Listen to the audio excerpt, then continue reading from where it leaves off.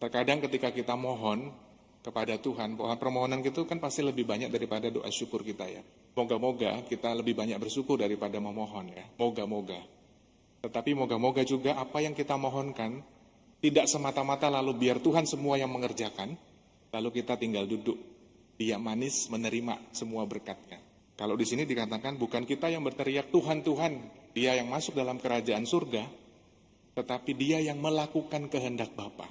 Hai langit, turunkan embun, hujankanlah yang adil.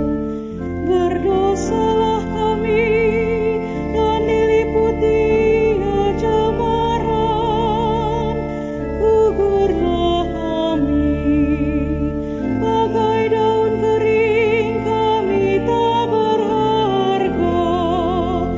Kejahatan kami bagai angin menghapus hamba-Mu. Engkau memalingkan wajah-Mu dari kami dan mencampakkan kami di bawah belenggu dosa kami. Hai langit, turunkan embun, hujankanlah yang adil. Dalam nama Bapa dan Putra dan Roh Kudus. Amin. Rahmat Tuhan kita Yesus Kristus, cinta kasih Allah dan persekutuan Roh Kudus bersamamu. Dan bersama rohmu. Ibu dan Bapak, saudara-saudari yang terkasih, teman-teman muda serta anak-anakku, pada kesempatan Ekaristi pagi ini kita bersama-sama mengucap syukur dan ingin datang di hadirat Tuhan. Seraya kita juga membawa seluruh intensi dan doa-doa kita, dan semoga seluruh wujud syukur kita sepanjang hari ini kita senantiasa menjadi orang-orang yang terberkati. Dan semoga iman kita pun juga senantiasa bertumbuh di dalam Tuhan. Semoga pengalaman-pengalaman yang akan dijumpai sepanjang hari ini sungguh-sungguh menjadi pengalaman yang berarti untuk menumbuhkan iman kita. Maka kita hadir di hadapan Tuhan, mengucap syukur, seraya juga meminta ampun atas segala dosa dan kelemahan kita, agar kita sungguh-sungguh dilayakkan untuk merayakan misteri yang agung ini. Tuhan Yesus Kristus, Engkau diutus menyembuhkan orang yang remuk redam hatinya. Tuhan kasihanilah kami. Tuhan kasihanilah kami. Engkau datang untuk memanggil orang yang berdosa. Kristus kasihanilah kami. Kristus kasihanilah kami. Engkau duduk di sebelah kanan Bapa sebagai pengantara kami. Tuhan kasihanilah kami. Tuhan kasihanilah kami. Semoga Allah yang Maha Kuasa mengasihani kita, mengampuni dosa kita, dan menghantar kita ke hidup yang kekal. Amin. Ibu dan Bapak, saudara-saudari yang terkasih, saya punya pengalaman ketika di seminari tahun-tahun awal ya. Saya yakin Pater yang ada bersama dengan kita juga mengalami. Kita diperkenalkan dengan berbagai macam aneka doa. Mulai dari doa dengan kata-kata ya, dengan verbal sebagaimana yang kita lakukan. Mulai dengan doa meditasi, doa kontemplasi, doa 3 daya jiwa dan seterusnya. Nanti kalau selengkapnya mau tahu nanti tanya Frater pasti akan masih lebih ingat dan lebih paham. Frater nanti bisa sharing ya, Frater. Doa-doa itu bermacam-macam diperkenalkan. Saya juga yakin di paroki, di komunitas-komunitas, entah saya tidak tahu Bapak Ibu mengikuti komunitas yang mana saja, tetapi doa-doa kita dalam gereja Katolik itu beraneka ragam macam dan bentuknya.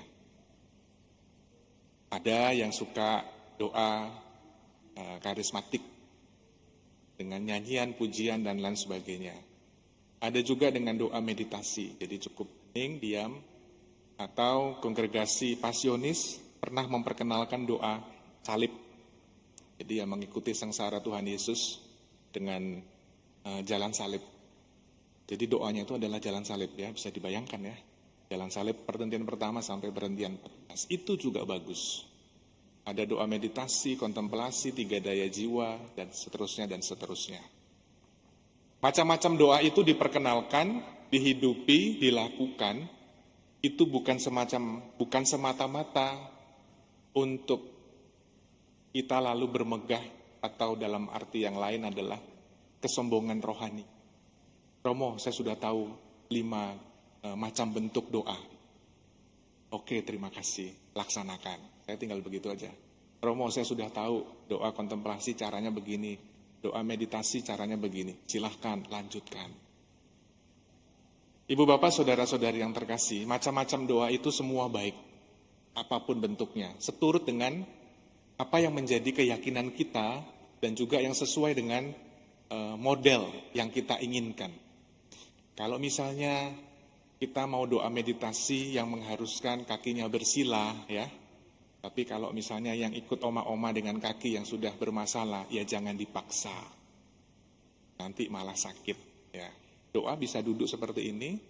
Biasanya saya dalam arti tertentu, selain doa ibadat begitu ya, yang biasa kami lakukan para imam, para frater, suster, lebih dari itu ketika saya lalu sudah mulai penuh gitu ya dengan jadwal-jadwal dan lain sebagainya, lalu saya menyempatkan waktu tidak banyak, duduk sebentar, lalu memandang salib kecil, nggak pakai lilin, tapi di situ saya bisa bercakap-cakap secara intim dengan Tuhan Yesus, tanpa mengeluarkan kata-kata, tetapi doa batin. Itu saya cocok dan itu bisa dilakukan. Bapak Ibu, saudara-saudari terkasih yang di sini maupun yang di rumah juga pasti sama, punya doanya masing-masing.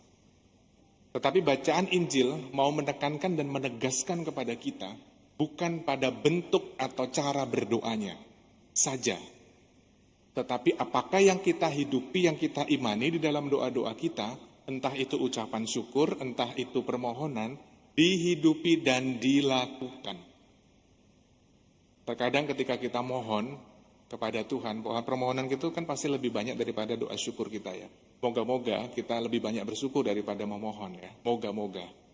Tetapi moga-moga juga apa yang kita mohonkan tidak semata-mata lalu biar Tuhan semua yang mengerjakan, lalu kita tinggal duduk diam manis menerima semua berkatnya. Kalau di sini dikatakan bukan kita yang berteriak Tuhan, Tuhan, Dia yang masuk dalam kerajaan surga, tetapi Dia yang melakukan kehendak Bapa. Maka Bapak Ibu, saudara-saudari yang terkasih di dalam masa Advent ini, mari kita bersama-sama, sebagaimana yang juga digambarkan, iman kita itu didasarkan pada batu. Batu seperti yang kita tahu, bentuknya keras, bentuknya kokoh, tidak bermaksud supaya kita menjadi keras hati seperti batu, tetapi bangunan rohani kita itu menjadi kokoh. Maka kalau kita menginginkan bangunan hidup rohani kita menjadi kokoh, kita bukan hanya sekedar lip service di dalam doa-doa kita, tetapi kita sungguh-sungguh konkret menghidupi, melakukan, bahkan mungkin dalam keadaan yang tertatih-tatih, berdarah-darah, dan harus berjuang sedemikian rupa. Itulah iman Kristiani kita. Tuhan Yesus sudah memberikan contoh dan teladan dengan penderitaan, dengan sengsara, bahkan dengan kematian. Itulah yang kita hidupi, yang kita teladani dari Tuhan Yesus sendiri. Maka kalau kita bersama-sama ingin memperkuat, memperkokoh bangunan hidup rohani kita bukan hanya sekedar memohon kepada Tuhan, tetapi apa yang kita imani di dalam doa-doa kita, itulah yang kita lakukan di dalam kehidupan kita.